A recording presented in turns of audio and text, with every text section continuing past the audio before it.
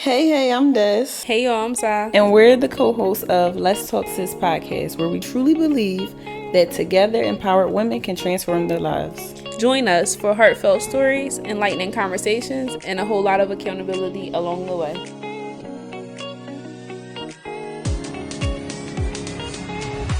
Hey y'all.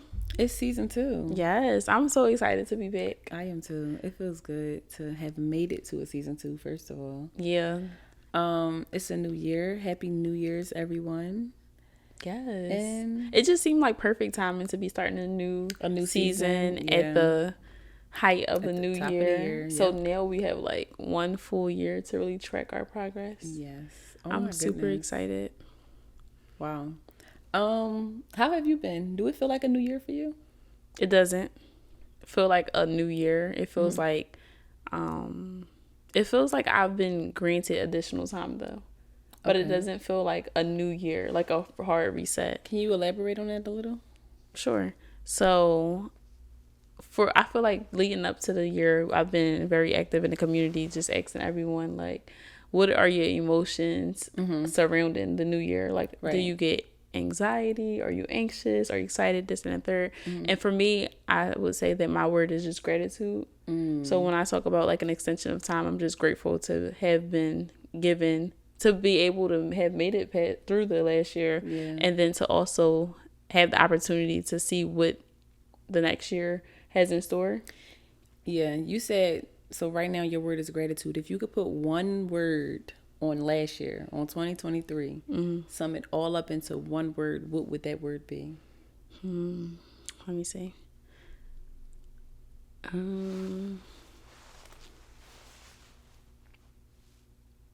I would say that word would be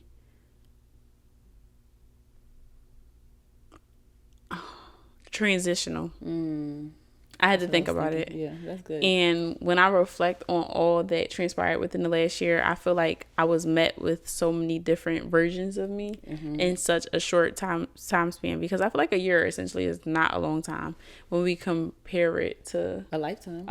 Exactly. Yeah. So if I had to sum it up, I feel like I was just constantly met with like either a new chapter, a new environment, or just the necessary means of adapting to something, or I don't know what, but in totality, it was transitional. Yes. It was fun.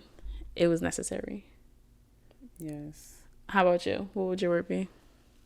Well, since you actually said my word, I'm going to think of a new one.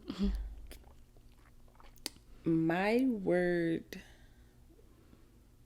will be, I just keep thinking growth for me personally.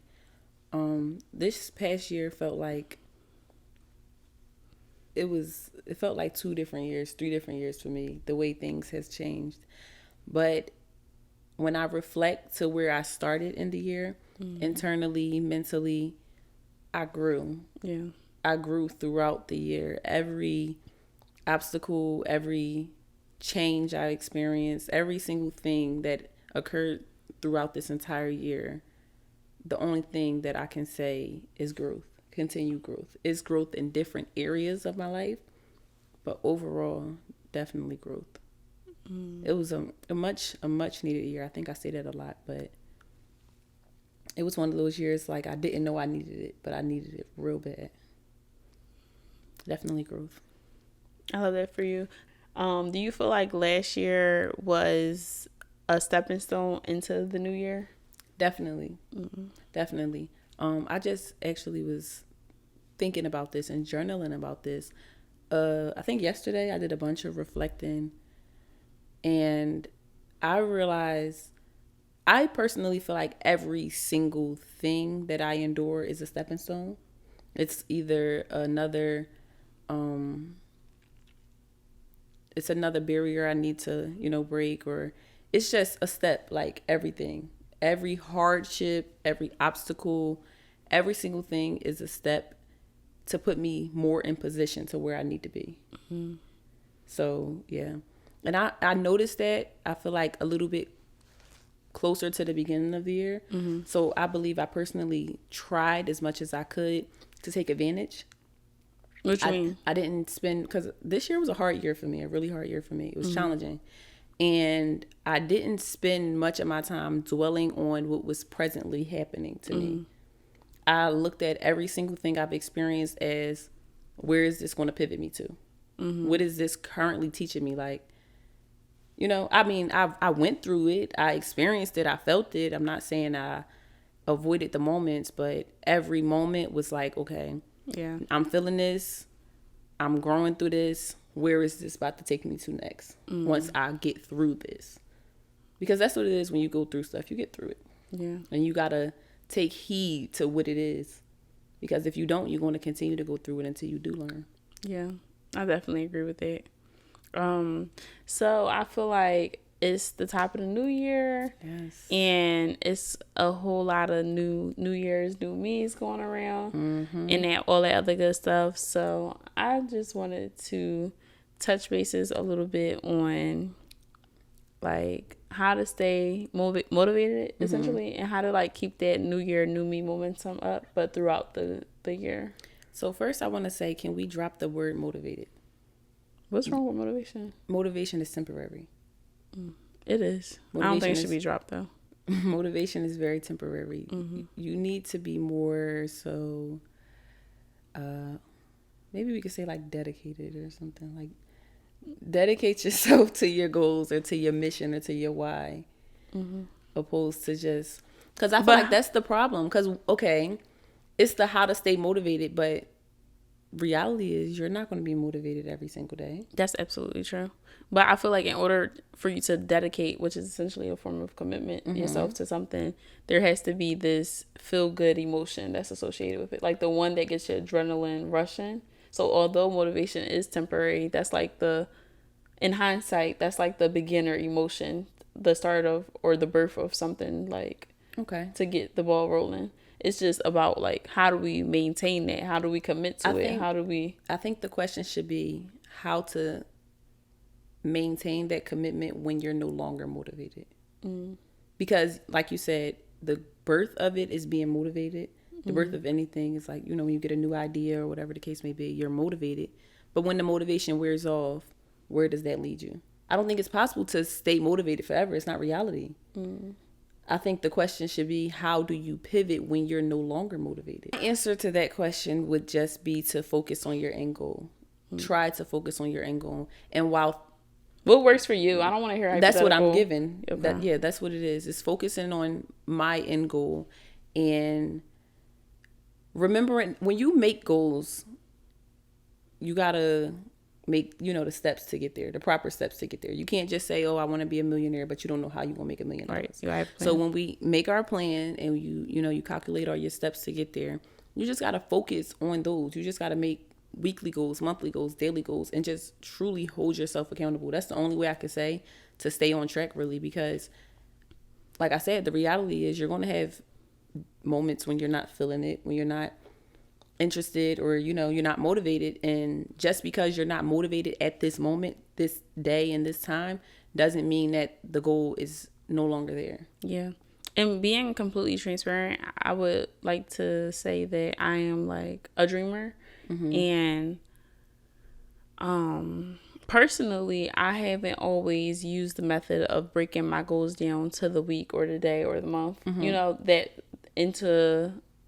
it into perspective so that my plan could be really precise to get me where I aspired to be. I think I kind of realized this maybe 2 years ago.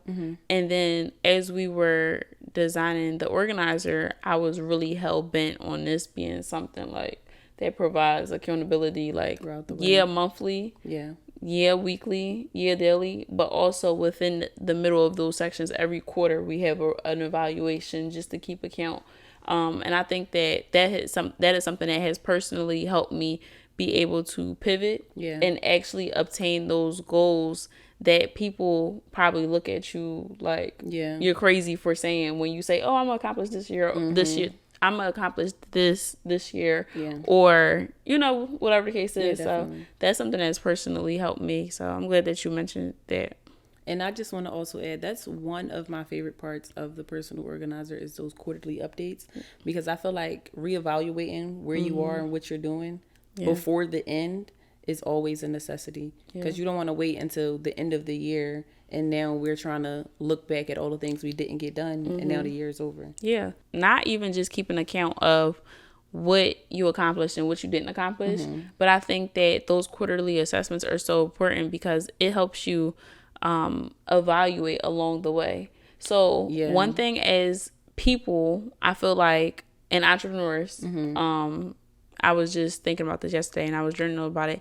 We be having this emotional attachment to an end result, right? And I think that a good business person is someone who, I don't want to say emotionally involved, but can emotionally control themselves to the point where when they identify that something isn't working for them, they can immediately detach, because it'll either cause a loss in business or a loss in, friendship or things like that. And I think being able to, read the room and analyze and make that impromptu decision, because your business livelihood depends on it, is what really makes someone like a pivotal owner or whatever the case may be. So I think that having those reflections for me, and I'm looking forward to it, to kind of evaluate, like, okay, I'm 3 months in this. I'm not really seeing the results I want to see. So what can I implement? What can I change? What needs to be removed? What needs to be brought in? What, things like that. That's where I was about to go with this, because even if you're starting something new, and we can use like Dear Sisters platform, the page or whatever as an example. It's like we have an idea and we have a goal, and we can get 2-3 months into it and realize that the steps we were taking weren't working. And now that's the moment where you could say, okay, we're going to reevaluate this, and now we need to make changes, or we need to take different steps, because we could have been taking the steps that we thought were necessary, and then we take those same steps throughout the entire year and leads us to a dead end, when it's like we could have reevaluated and switched everything up 6 months ago. Yeah. And that's also something else that I want to highlight. And I'm glad you mentioned that, because publicly I made the story today, just telling them, like, telling our audience and obviously our viewers and our listeners of the podcast as well. But we really are striving to have a more personable connection with our audience. So that's why when we tell you guys to, leave us a rate and give us feedback, engage in the conversation and really participate, we genuinely mean it, because for us it's deeper than just the surface analytical aspect of it. It's really about building those sincere and genuine connections that I hope one day, even if somebody is in a whole nother state outside of Texas or outside of PA, it's like when we have an event, or hopefully and eventually have a live podcast, we'll end up connecting with these people and they'll be like, yo, I listened to you from episode 1, season 1, the mission is to truly build a genuine sisterhood, like a genuine close-knit community, no matter how many people is in it, still for it to be very close-knit and genuine. Sincere. So I'm glad that you mentioned that, because today that was definitely on my heart to share with our audience. Like all the support that we have received has not gone unnoticed. And if you scroll through our Instagram page, you can literally see it's been trial and error. I think transitioning from us just having an inspirational platform into a platform who now offers merchandise, and then now we have a community. It changed the whole trajectory of what it is we thought we were getting ourselves into in the beginning. Like the vision expanded like tenfold. So as the vision continues to increase and as we continue to expand, we just have to kind of figure out, like, all right, this doesn't work anymore, or all right, how can we meet these people, where they are? Because like I said, the mission remains the same and the end goal remains the same. We just gotta redirect those steps it'll take to get there, and to even build those connections from the beginning. So I definitely agree with that. So I feel like that's kind of where we are in our process collectively when we talk about Dear Sister community. But where are you today in your process? As far as Dear Sister? Personally. Personally, I feel like I've been doing so much reflecting lately, and lately is like within the last few weeks for me. And just basically redirecting myself. Like I said, how this past year was like a little challenging, but how I learned so much. I'm trying to take every single thing I've experienced, felt, and learned into I wouldn't necessarily say like a rebrand, but it's into positioning myself properly. What do you mean? So just making the right steps. Like I said, I was going in a direction or doing certain things that I probably thought was best for me at the time. And encountering different obstacles or roadblocks made me realize like, okay, that's not for me and I should be doing this. Or this routine doesn't work for me, so I need to be doing it this way.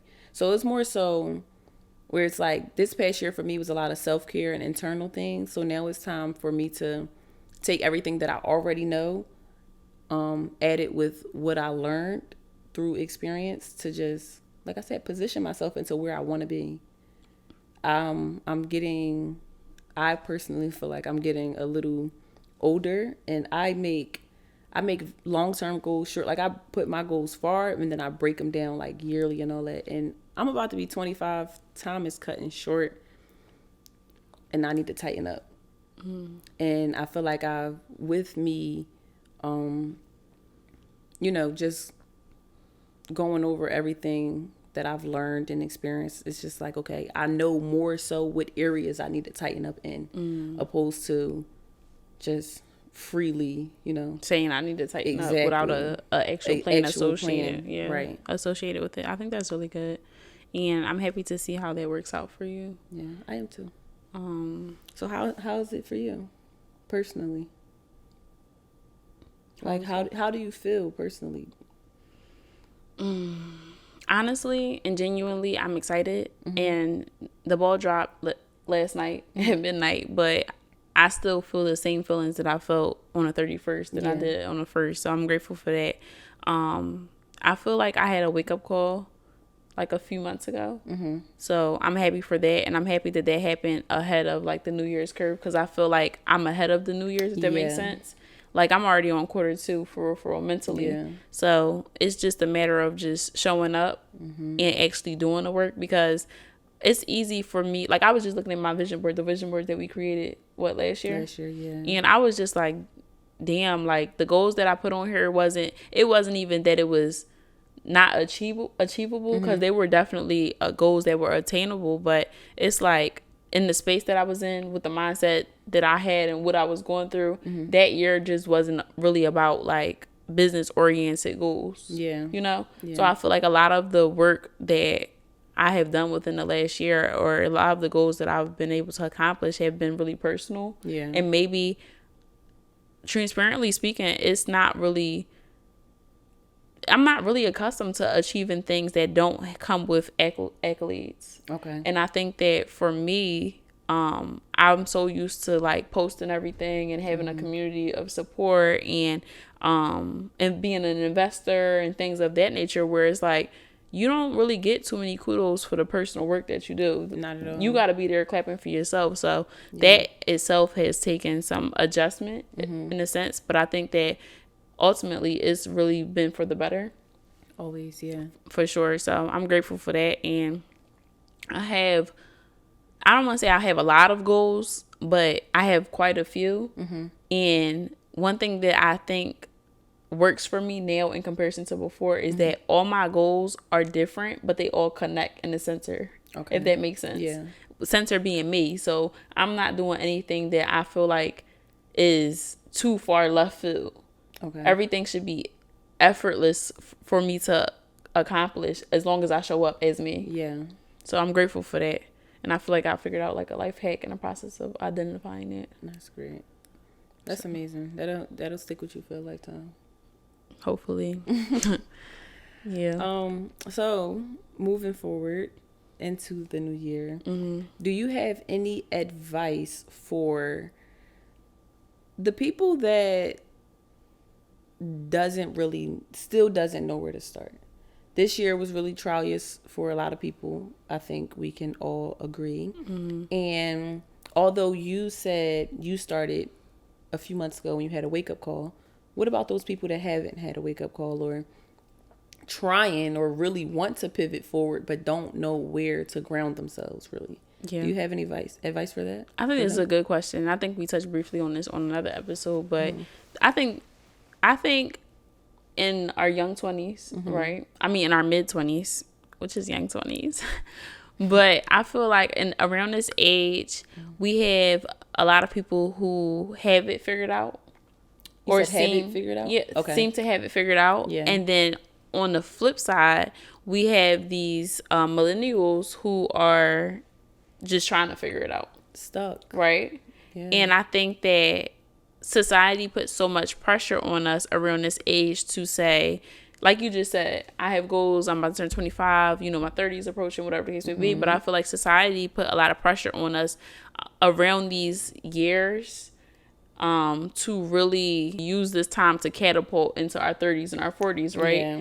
And I feel like it's good and it sounds good, genuinely. But like, if you're 23, 24, and you don't have it figured out, I think that's okay. It is okay. And I feel like collectively, we as a whole and as society, we should just probably be a little bit more understanding, and a little bit more compassionate when it comes to those people who express that they just don't have it figured out yet. Yeah. And the reason why I say that is because when we look at these people who are successful, right? And success varies according to person, is very subjective. But let's talk about the Oprahs and the Jeff Bezos and all of these other people. Yeah. They didn't, and Steve Jobs, like they didn't really make it until they were 30, 40. Yeah.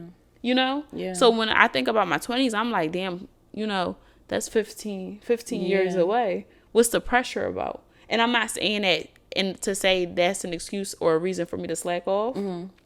But I'm just sharing that to say, like, if you don't have it figured out, it's okay to use your prime time to identify who it is you are. And I feel like my advice, to go back to your question, because I went a little bit off track, but to ultimately say, the only way you can really figure it out is through God. Yeah, definitely. And I feel like we all are trying to use social media to figure it out. We're trying to use our own means of thinking, in a sense, which is influenced by media. So it all takes it back to social media. But I don't know. My advice, just take it to God. And I also want to add that, like you said, this is an age, it's so much pressure on us. But can we get into reality that we were just teenagers a few years ago? Like, we're really new to this adulthood thing. And I feel like another thing that adds pressure is because a lot of our parents and grandparents and the generations ahead, they started life really young. Like, they started adulthood and adult life at a young age. So I know me personally, I have conversations with like my mom and my grandmom and stuff like that. And they're like, yeah, at 20, they was doing this, or 23, they was doing this. Like, my mom had me at 23 or 20, I think 21, something like that. And it's like, I couldn't imagine when I was that age. So it's like times in life is so different. And I think that we need to focus on the fact that it's not a race. It's a marathon.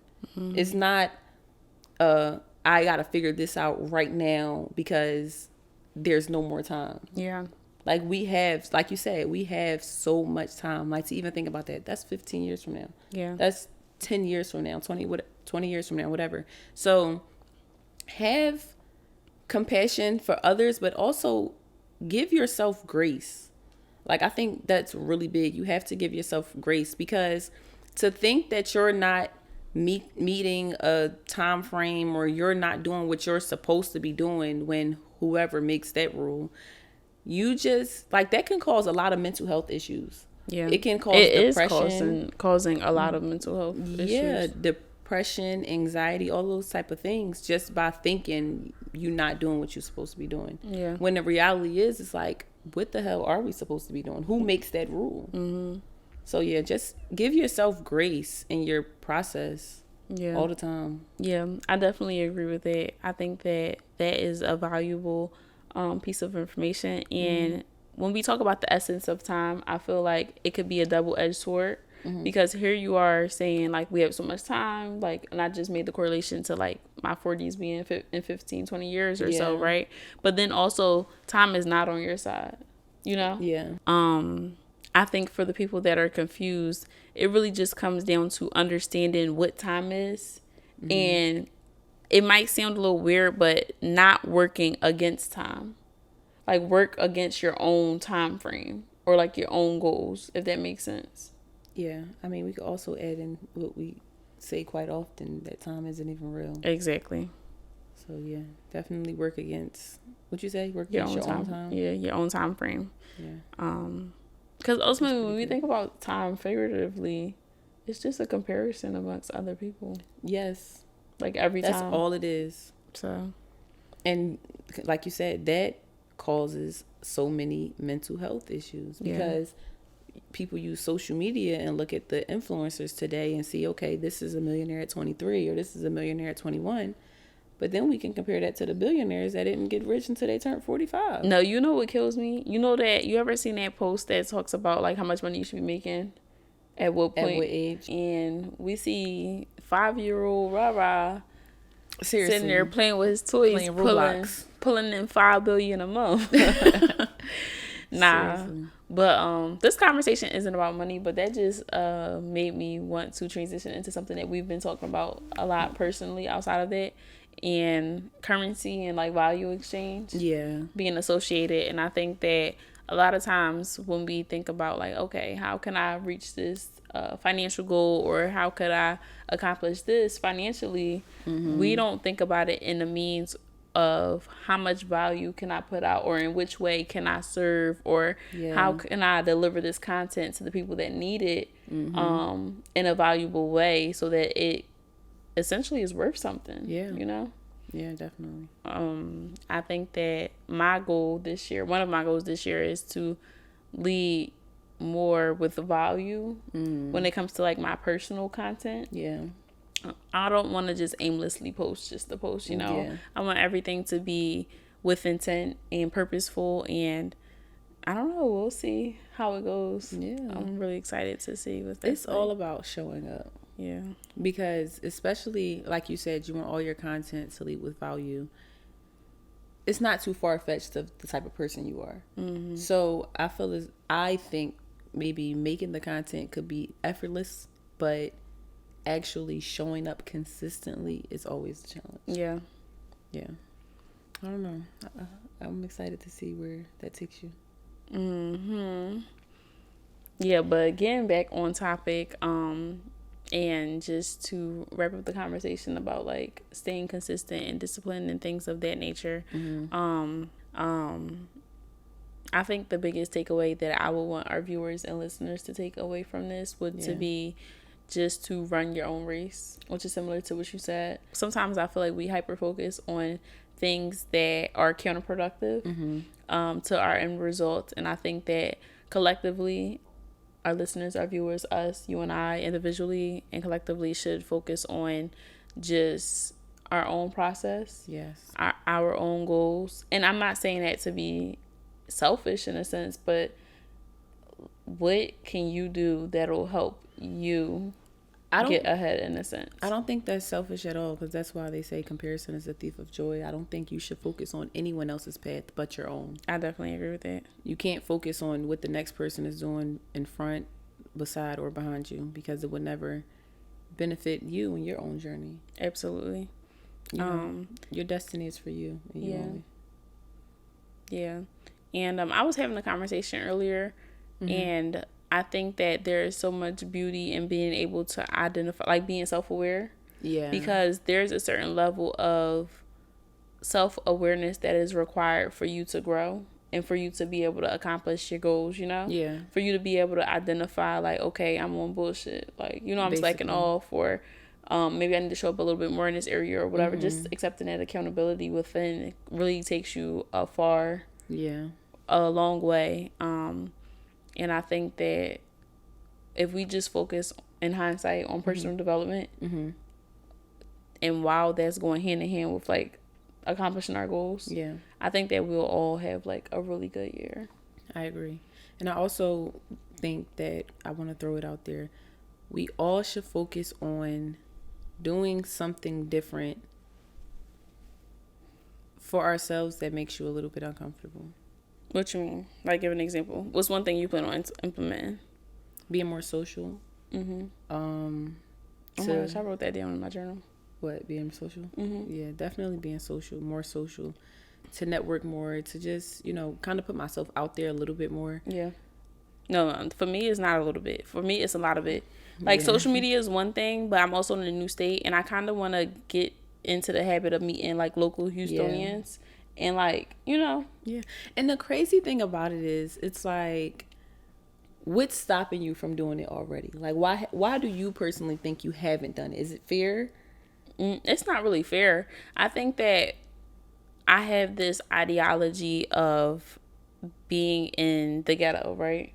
And then also identifying the spaces in which the people who I aspire to, like, be connected with, what spaces are they in, right? Because when you move to Houston, it's turned up. Y'all see it on TikTok. It's turned up. It's lit, this and the third. And it's like, not saying people aren't really there, because you never really know who you'll meet at any of these places out here in Houston, because literally like a melting pot. But I feel like I have done a poor job of identifying these different spaces of where I choose to dine, where I choose to go get a drink, where I choose to indulge in happy hour or connect with other people and socialize.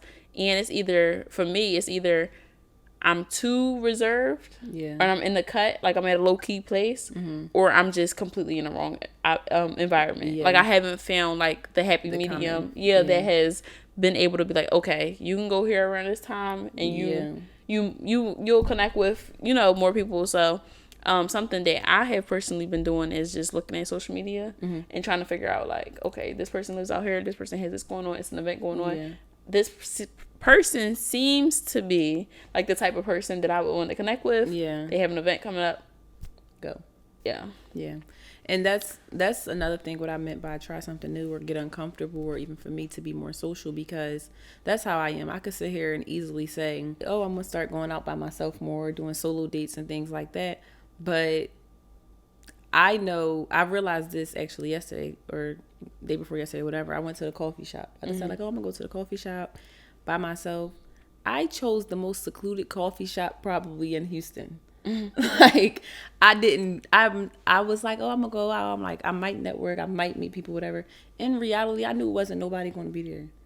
Like, so that's what I mean by you have to intentionally do something that makes you a little bit uncomfortable, or something that you wouldn't normally do, and make sure it's something that would help you, like, or benefit you, just not random stuff. But definitely get uncomfortable a little bit so you can expand. Yeah, and I'm glad that you mentioned those solo dates, because sometimes within our relationship, because we work together and we also have a friendship, it's kind of like I be feeling so consumed with, like, our relationship in a sense, and sometimes too comfortable. So it's like, if me and you go out, we be talking the whole entire time, so we don't even give it a chance. We don't give nobody the opportunity to even unless it's like a man that's really interjected. And 9 times out of 10, he's trying to, like, talk to one of us or whatever the case may be. But really, just trying to find a balance of, like, is it the fact that I'm with somebody, or is it the fact that I'm not having enough solo time? But for me, I think it really just comes down to environment. Like, where am I choosing? Where am I deciding to be at, and when? Yeah. When, where, because and who? It's definitely environment, though. Because remember, we were out before and we met somebody. Remember? No. You remember we met that girl? Oh, okay. Yeah. I think. Yeah, but she also initiated it. Like, she was very outgoing. Yeah. So, if the whole world was like her, it would make my life easier. Honestly. I don't know. You got to know how to navigate around other people that's like you. Yeah.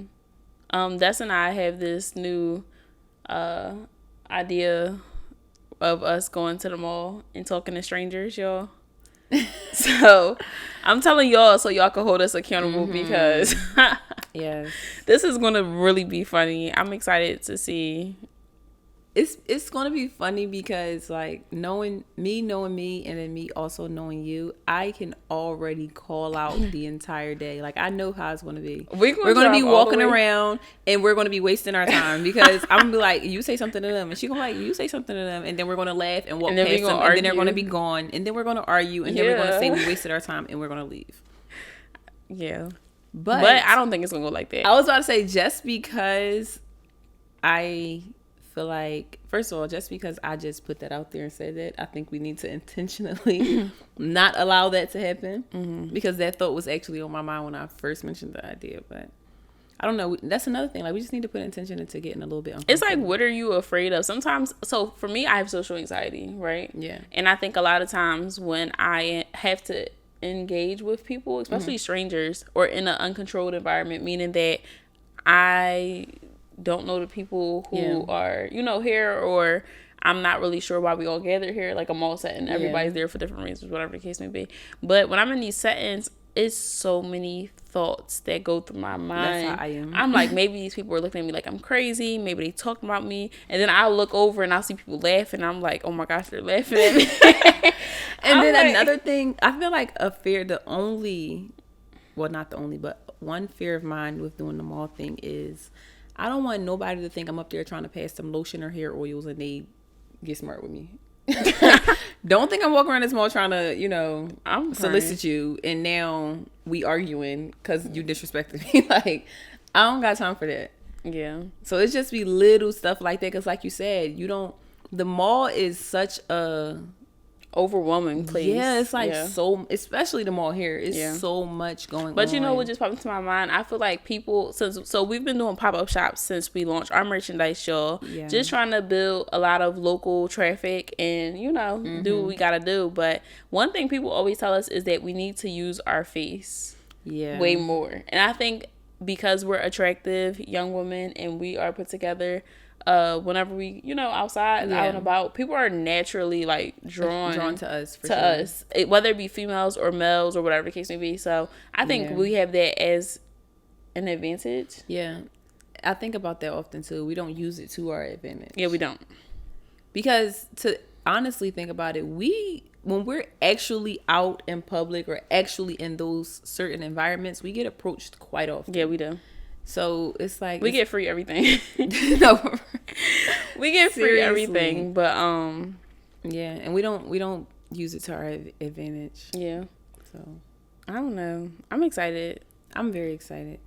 I'm excited for everything we have planned with Dear Sister, but I'm also very excited for our personal journeys. Because I feel like we spent most of last year focused on Dear Sister solely. So I'm really excited for us to create and maintain that balance between still focusing on Dear Sister as well as rebuilding our personal brands, essentially.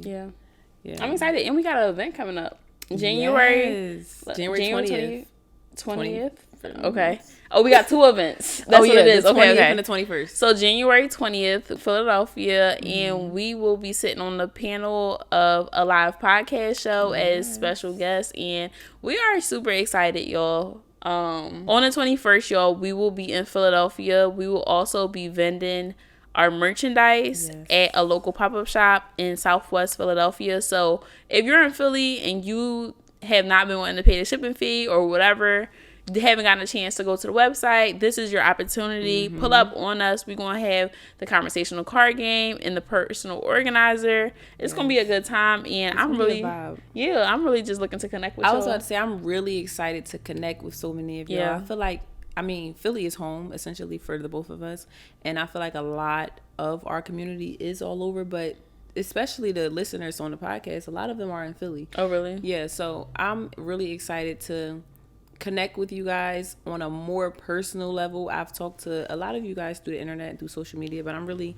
ready to put faces to everything and us, just vibe. So if you don't follow us on any of our social media platforms, head over to our Instagram at dearsister.talks. So that way you can stay updated with the location, the time, and all that other good stuff we'll be putting out in the next coming week. So yeah, I think you guys should definitely stay connected to stay updated on everything. And we can also put, if you're listening to this on like Apple Podcasts or something, we could put the link below for them to purchase tickets to the event. We could do that. Yeah. Okay. Yeah, we could give you all the direct link here, so you won't have to go through a tunnel to find out where to buy your tickets at. Cool. Yeah. I don't know. This was a good conversation. Pretty good. 2024. Wow, I can't believe it. It's like it's crazy. Cheers to a new beginning. Cheers to a new year. And if you're listening to this, whatever platform you are, go ahead and give us a 5-star rating. Give us some feedback. And if you're on YouTube, don't forget to comment, like, subscribe, and share. Yeah. And y'all, head over to Let's Talk Sis official or YouTube or whatever case may be. Share with us some of the things that you're looking to be held accountable for and some of your personal goals that you would like to accomplish within the new year. Let's all really create a space and cultivate a space where we can hold each other accountable. So if you're listening to this, if you're watching this and you're not already a part of the Sister Circle, click the link down below. Hold on. If you're listening to this and you're not a part of the Sister Circle, you're missing out. Can we add that in there? Yeah. You're missing out. Yeah, especially because it's the top of the year. We currently have a content challenge going on. Yes. We have a budgeting challenge that's about to start. But, y'all. Yeah. And I want to also add that if you do have the 2024 personal organizer, you can find all of these challenges in the back of your book. Oh, yeah, you can. To stay on track. And if you don't have the personal organizer, again, go get you one. You're missing out. Yeah, don't forget to use your promo code DSPOD. Again, DSPOD at www.dearsisterletstalk.com. Yes. Thank you guys for listening and tuning into another episode and another season. We have a lot of great things planned for you guys this season, and I'm really excited to roll everything out. Yeah. And watch it unfold, become reality. Yeah. We turning dreams into reality. I love that for us. Yeah. Well, guys, thank you again. Happy New Year. I was about to say Happy New Year. Yeah. Thank you guys for another season, and see you next time. Bye.